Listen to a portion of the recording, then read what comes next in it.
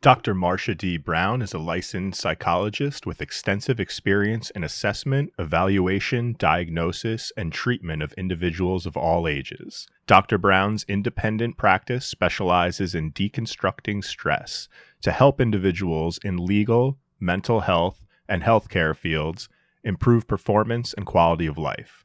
Dr. Brown is also the host of the podcast, The Self-Care Chronicle. In each episode, Dr. Brown interviews a different mental health professional about how they manage their own mental health and self-care. Thanks for tuning in. I wanna try and take in all the highs, embrace them for more than a moment's time. I want you, please don't move when I push you away.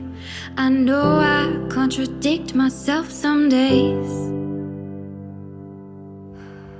But will you ride the lows with me? Welcome to Mental Health News Radio. I am your host, Kristin Sunanta Walker. Our goal is to help discussions about mental health be a regular part of your daily life, no different than discussions about physical health. Mental illness can be a topic of discussion under the umbrella of mental health, along with so many other topics. This show is the original program on mentalhealthnewsradionetwork.com. Our network of shows are played in over 180 countries and cover more topics under that umbrella than you can possibly imagine. We were talking about mental health long before it became cool and popular to talk about, and thank goodness it has become so popular. We have incredible guests, advocates, patients, experts, people. Thank you for tuning in and enjoy our intro music, a song named Lows, written by Aubrey Toon. You can find her music at www.aubreytoone.com. That night when I started praying, I cried. Will you ride the lows with me? Will you ride the lows with me? When I'm down, my vision gets blurry. Dr. Marsha Brown, I am so excited about you and your amazing podcast, The Self-Care Chronicle, joining us on the network. Thank you so much for having me. I'm very excited to be here today. Now, just so our listeners know, because I think we're still the only mental health podcast network that's on the planet. I'm with all the wonderful advocacy that's been going on for years now, making mental health a normalized conversation.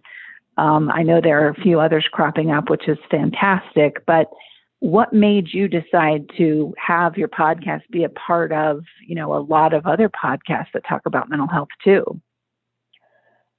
Well, because I think that this is so important. I think mental health is incredibly important, and I love the idea of having sort of a one-stop shop podcast network that is all things mental health. I think it's a great idea, and I think it's really important to keep the conversation going. Agreed. And I want to find out from you too, what made you think of podcasting as a form of communication, and also when did you get started so our listeners know? I got started in December of 2020.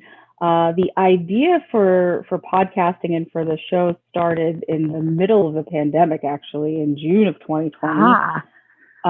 When I was wondering, because things had shut down, I wasn't running all over the place, to court, going into jails, things like that anymore. But I was starting to get more requests from people for therapy, for advice about, what should I do? I'm, nervous about the pandemic, losing a job, loved ones, staying healthy, things like that.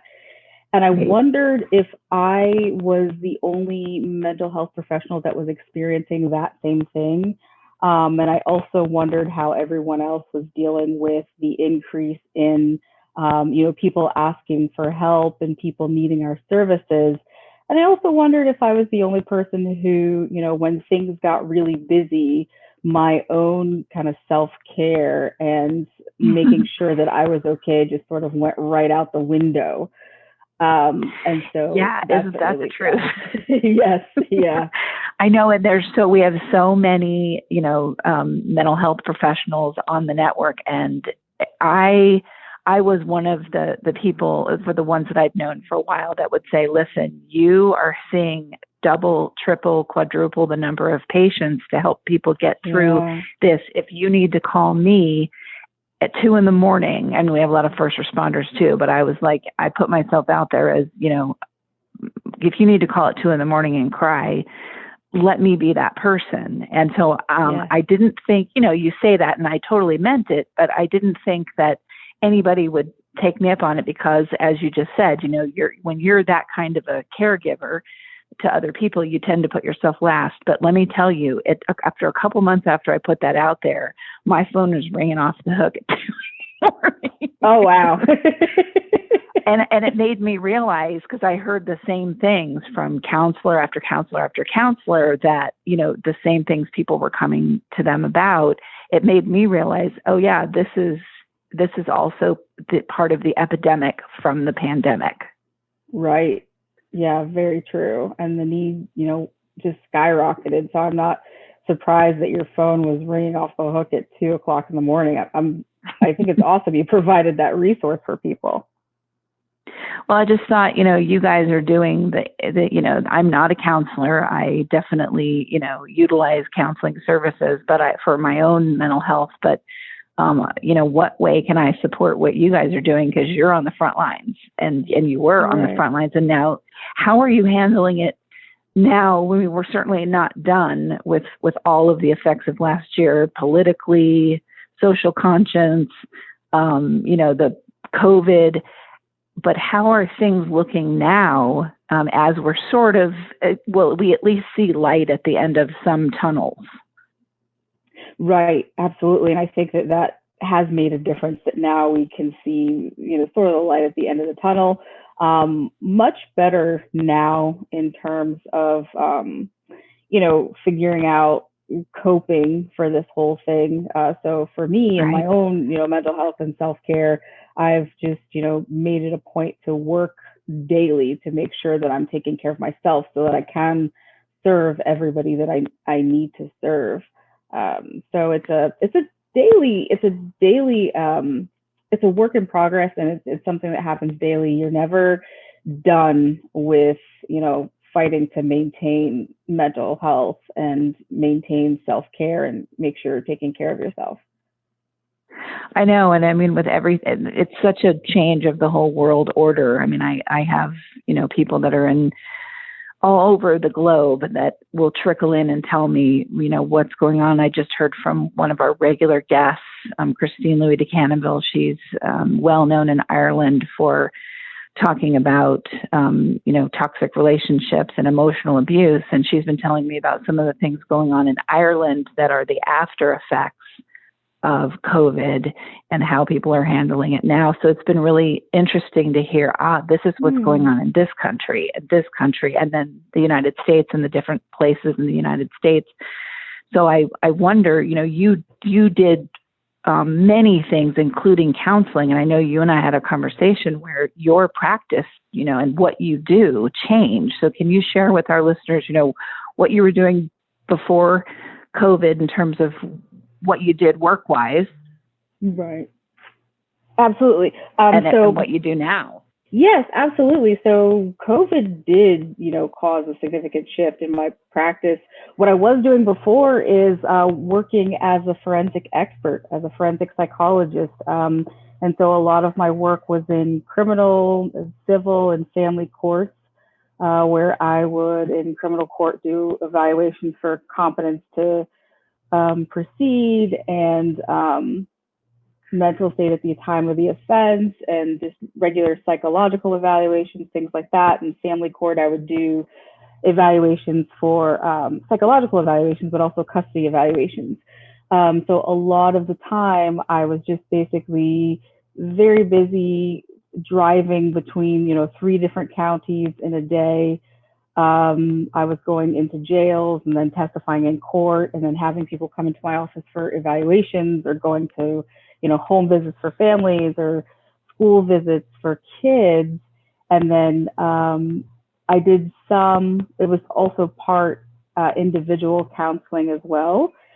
And then when COVID hit, everything just shut down. And so the courthouse shut down and a lot of the, proceedings stopped, and we stopped going into the jails because they couldn't have people coming in and out with, COVID, and there was COVID outbreaks in the jails and things like that.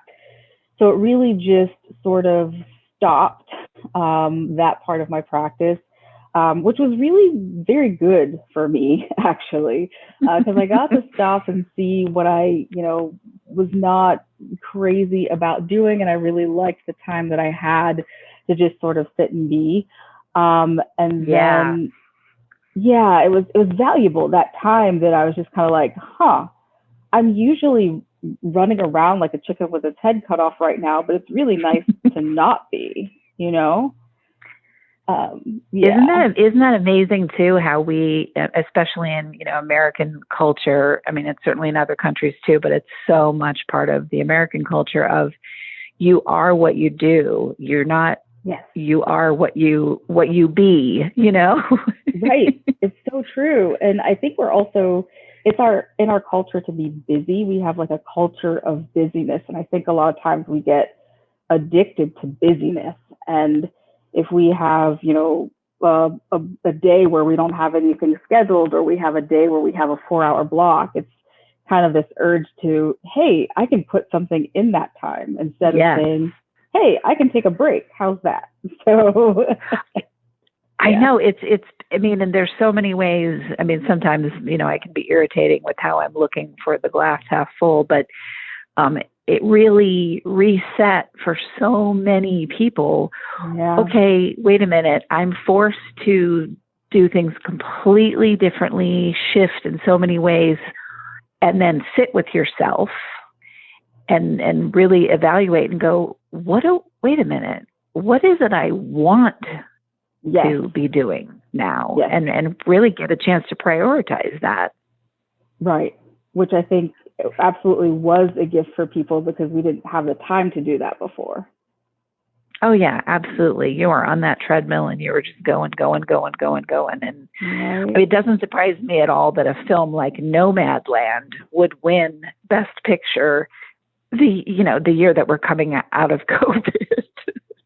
Yes. I've not seen the film, but I've heard about it. So good. So.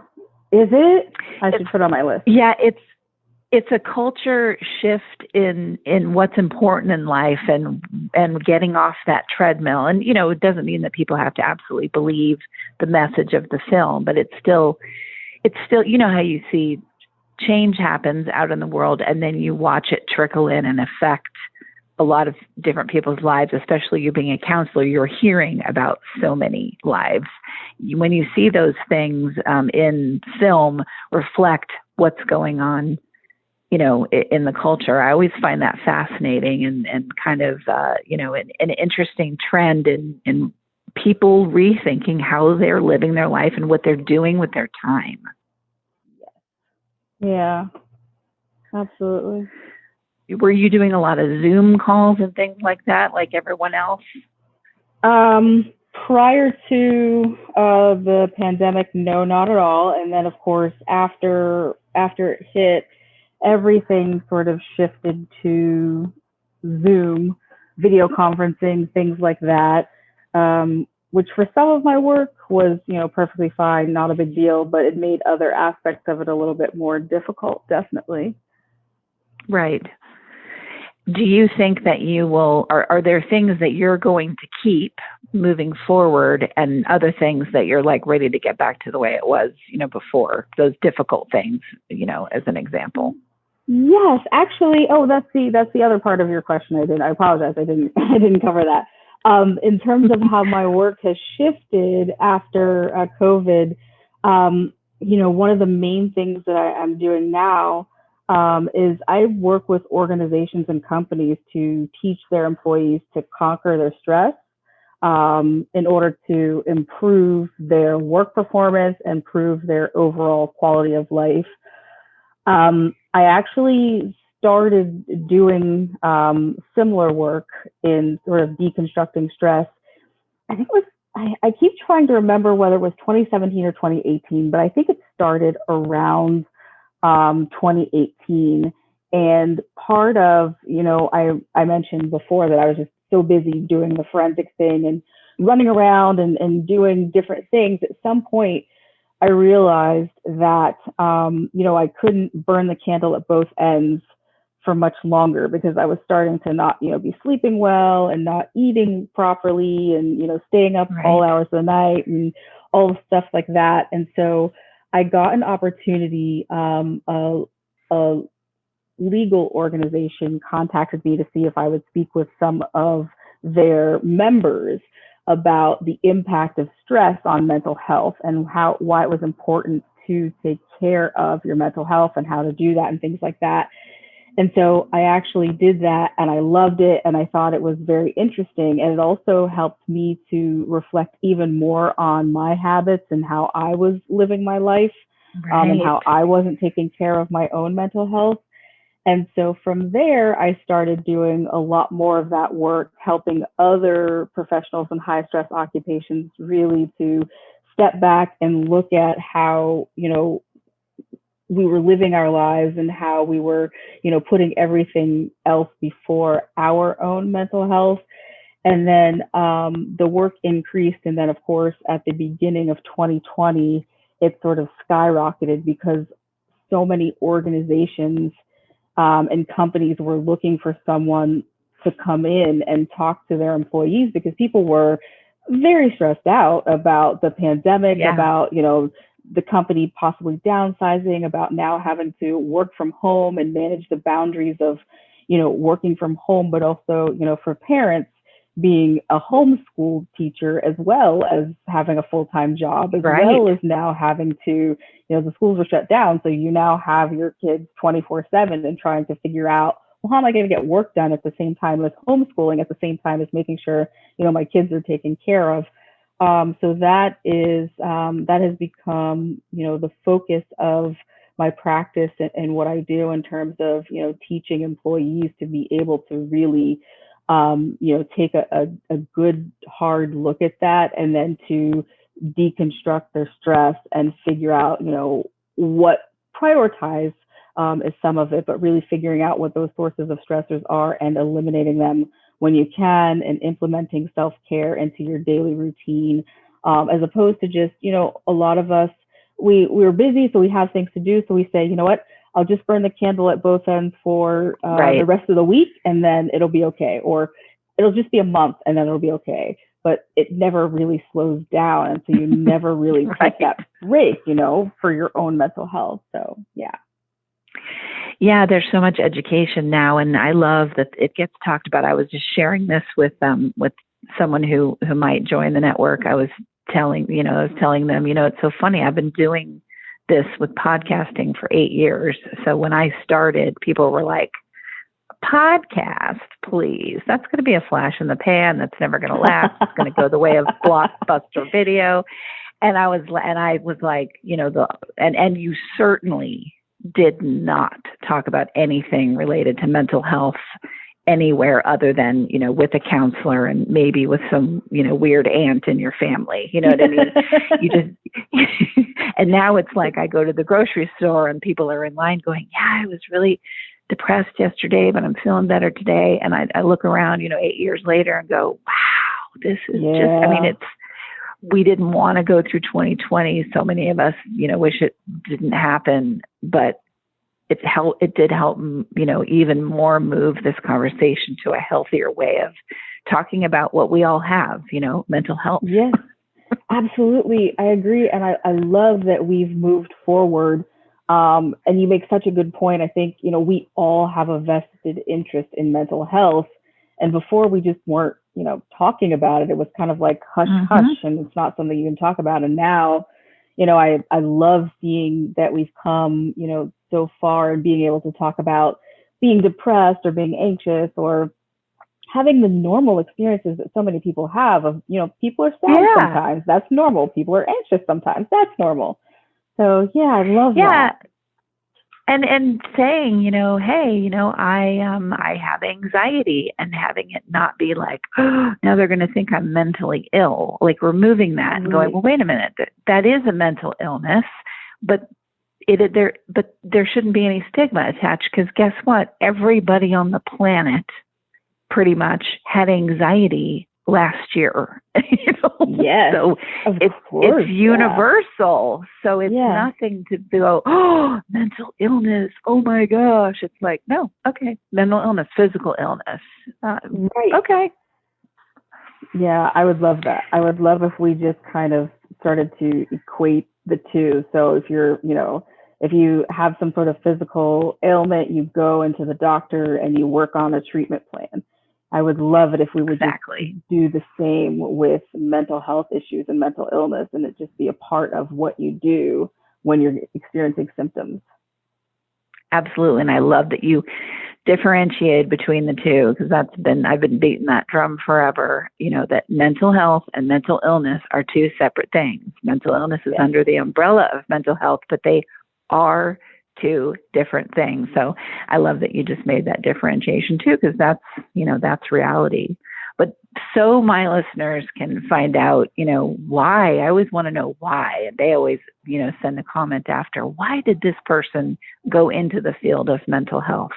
So I lay that at your feet. Why was this a way for you to go with your career? Yes, for just the mental health field. When I want to say it was when I was 9 or 10 years old, I was introduced to true crime novels. And I loved reading about stories of, of true crime, like sensational stories, very interesting cases where they take you from the beginning of the perpetrator's life, and they talk about just how they grew up, what they experienced, and things like that. And then they talk about the victims or anyone who was involved in the case, and gave a little background into that, and then how everyone's lives sort of intersected and how they ended up coming into contact with one another. That was just my favorite thing to read when I was 9 or 10, and I can't remember. So just growing up, I was always fascinated by criminal behavior, why people made the decisions that they made, why, when they had, seemingly had other options, what made them choose, or how did they end up committing the crimes that they committed. So I have always been fascinated by that, as well as human behavior. So what most people don't know is I went to undergrad for theater. I got into school actually for musical theater, then I switched to theater halfway through. So human behavior has always been something I've been fascinated by. But then when I graduated from undergrad, I knew that like being in theater, being an actor wasn't really what I was interested in, but I still loved human behavior. So when I was looking to figure out kind of what I wanted to do, I randomly started Googling things, and I think I Googled criminals and interviewing or something like that, and forensic psychology came up. And I was like, what is that? And I read about it, and I was immediately just like, oh, yeah, I love it. I fell in love with it. And then I realized, for what I wanted to do in terms of being an expert witness, and being able to, testify in court and be involved in, forensic cases. Because at that time, it was really only the criminal forensic that I was interested in. I wanted to be the person to go in and, interview and evaluate the people who were convicted of crimes or just accused of crimes. And so I realized, to do that, I needed to become a psychologist. I needed to get a PhD. And so I set out from there to go to graduate school and do all those things. And that's how I got into the mental health field. That's amazing. And, we actually have a true crime show on the network that's done by a psychologist. She was a victim of, it's called the Domino effect of murder. And she talks about what happened to her. When I listen to her show, she interviews other people that were the victims of these crimes. And of course, she's coming at it the same way you are, with why did these people go after, the victims and, the criminal aspect of it. So you might listen to that show. Definitely. I've already marked it down. That sounds fascinating. I would love to listen to that. Yeah, it was. It's an interesting subject, and I think my last question for you is going to be around. A lot of people don't really understand the difference between clinical psychology and forensic psychology. So, do you mind giving us like a Cliff Note version of what the difference is between the two? Absolutely. So forensic psychology is anything that has to do with psychology and the law. So because I was, for example, doing work with the court system, so I was being, and now I still do some of that work for family court. I do psychological evaluations, but it's when you are asked by the court to weigh in on some psychological issue. And that can happen in a lot of different ways. They can ask you as an expert in mental health to, come to court and teach the, judge and or jury about a certain topic that's related to mental health. So it's any time that a psychologist can assist the court in understanding a certain issue or, a complicated, behavioral factor. Any way that we can really help guide the court in terms of understanding this and understanding how somebody's mental health or background or mental illness might impact or might have impacted a person's past behavior or how it may impact future behavior. And then clinical psychology is, the other stuff. So clinical psychologists oftentimes do therapy in office, or they might do, therapy with individuals or with groups. What I'm doing in terms of working with the organizations to do, deconstructing stress, that will fall under clinical psychology as well, because it's not related to the law, and it really is just about, helping people with their, behaviors, working through issues and things like that, which is what clinical psychologists do. Fantastic. We get that question often, and I'm glad I could ask someone who could give us the lowdown on what exactly is the difference between the two. Yes. Well, tell our listeners where they can find out more about you. Absolutely. You can visit dr.marshabrown.com. So it's dr.marshabrown.com. That's my website that has all the links to follow me on Instagram or connect with me on LinkedIn, Twitter, Facebook, all those things. And all my, the podcast is there as well. And then some tips on mental health and all that stuff. So anything you want to know about me is pretty much there, dr.marshabrown.com. And I love your podcast image for the Self-Care Chronicle. I love the purple, and I love that you're laying in kind of a hammock. I love that. Thank you so much for. You're welcome. Thank you so much for doing what you do and for being a part of this network.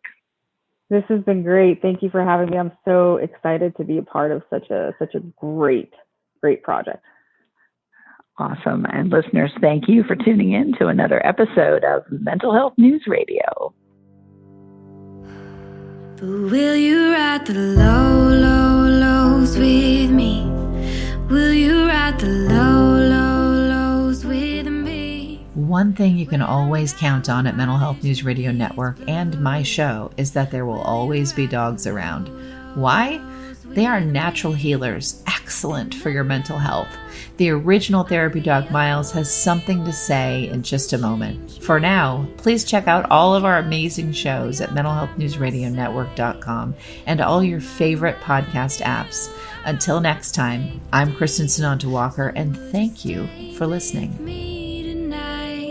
And I can ride the low, low, lows with me. I can ride the